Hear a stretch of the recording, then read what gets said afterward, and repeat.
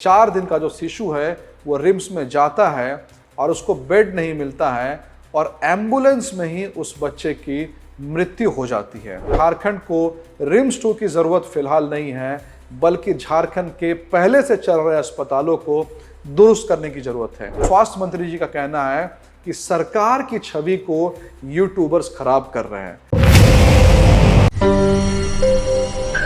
आज से 1 हफ्ते पहले मैंने भाजपा मुख्यालय से एक प्रेस कॉन्फ्रेंस को किया था, जहां भाजपा की तरफ से यह बताया गया कि झारखंड में जो स्वास्थ्य व्यवस्था है, यहाँ के मेडिकल कॉलेजेस है, हॉस्पिटल है, उनकी हालत बहुत ज़्यादा खराब है। और तथ्य के साथ, फैक्ट के साथ हमने 3 रिपोर्ट्स का इस्तेमाल किया था।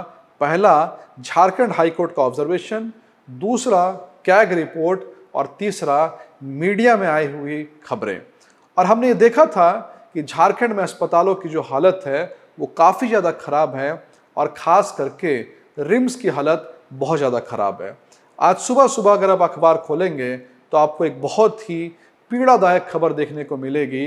खबर है कि एक 4 दिन का बच्चा, एक 4 दिन का जो शिशु है वो रिम्स में जाता है और उसको बेड नहीं मिलता है और एम्बुलेंस में ही उस बच्चे की मृत्यु हो जाती है।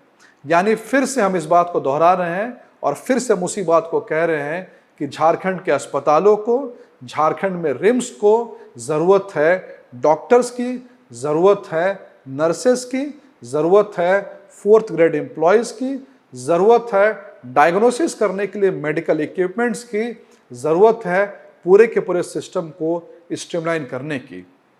लेकिन हमारे स्वास्थ्य मंत्री श्री इरफान अंसारी जी ने इस सारी समस्याओं का एक ही हल बताया है, वो बताया है रिम्स 2। और हम फिर से कह रहे हैं कि झारखंड को रिम्स 2 की ज़रूरत फिलहाल नहीं है, बल्कि झारखंड के पहले से चल रहे अस्पतालों को दुरुस्त करने की ज़रूरत है। उदाहरण के लिए ये इस खबर में जिस बच्चे की मौत हो रही है वो बच्चा जमशेदपुर से रांची रिम्स में रेफ़र किया जाता है। ज़रा सोचिए कि अगर खरसावां में जो 500 बेड का हॉस्पिटल बन रहा है, जो कि 13 साल से बन रहा है, अगर वह हॉस्पिटल समय पर पूरा हो गया होता, अगर इस सरकार ने उसको समय पर पूरा कर दिया होता, तो यह बच्चा जमशेदपुर से खरसावां जाता, बगल के डिस्ट्रिक्ट में जाता और महज कुछ मिनटों में वहां पहुंच जाता, ना कि इसको रांची आने की ज़रूरत थी। और इसलिए हम इस बात को दोहरा रहे हैं कि पहले से जो अस्पताल चल रहे हैं उनका निर्माण किया जाना चाहिए, ना कि नए अस्पताल, नई बिल्डिंग, हजारों करोड़ की बिल्डिंग बनाने पर सरकार का ध्यान जो जाना चाहिए। एक और बात, इरफान अंसारी ने कल एक तुगलकी फरमान जारी किया है। तुगलकी फरमान इसको इसलिए कह रहे हैं क्योंकि जो इरफान अंसारी सुबह से शाम तक अपने शर्ट में माइक लगा करके घूमते हैं, अपने आगे पीछे कई सारे यूट्यूबर्स को लेकर घूमते हैं, जहां जाएंगे पहले से ही मीडिया कर्मी और यूट्यूबर्स को बता देंगे कि वहां पर हम आने वाले हैं।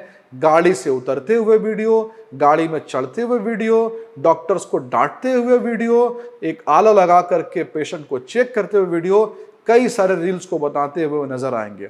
लेकिन आज जब यही मीडिया कर्मी, यही छोटे छोटे यूट्यूबर्स सरकार को एक्सपोज कर रहे हैं, इरफान अंसारी को एक्सपोज कर रहे हैं, तो इन्हें बहुत पीड़ा हो रही है। और स्वास्थ्य मंत्री जी का कहना है कि सरकार की छवि को यूट्यूबर्स खराब कर रहे हैं। अगर छोटे छोटे यूट्यूबर्स, मीडिया कर्मी सरकारी अस्पताल में जाएंगे और देखेंगे कि एक पेशेंट बेड नहीं मिला है, वह ज़मीन पर सोया हुआ है, तो क्या उनको एआई के माध्यम से वो दिखाएंगे कि इस पेशेंट को बेड मिल गया है, या वो सच्चाई को बयान करेंगे? और झारखंड के जो अस्पताल है, खास करके ग्रामीण इलाकों में जो अस्पताल है, इनकी जो हालत है, इस हालत को एक्सपोज करने वाले लोग यही छोटे छोटे मीडिया कर्मी और यही यूट्यूबर्स हैं। झारखंड के अस्पतालों में आज तक और एनडीटीवी आने वाला नहीं है। झारखंड के अंदर काम करने वाले मीडिया के बंधु ही जाएंगे और सरकार को एक्सपोज करेंगे। लेकिन स्वास्थ्य मंत्री श्री इरफान अंसारी जी को जब ये लोग इनकी तारीफ करते हैं, वाहवाही करते हैं, प्रशंसा करते हैं, तब तो इनको बहुत मजा आता है। लेकिन जहां इन्हें एक्सपोज करने लगे तो स्वास्थ्य मंत्री जी को तकलीफ होने लगी और सरकार की छवि का ध्यान जो इन्हें आने लगा।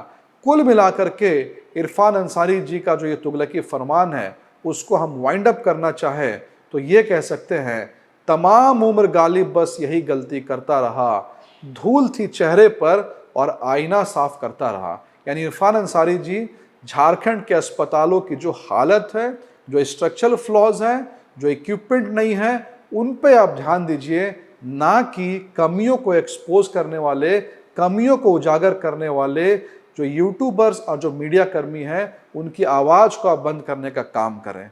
धन्यवाद।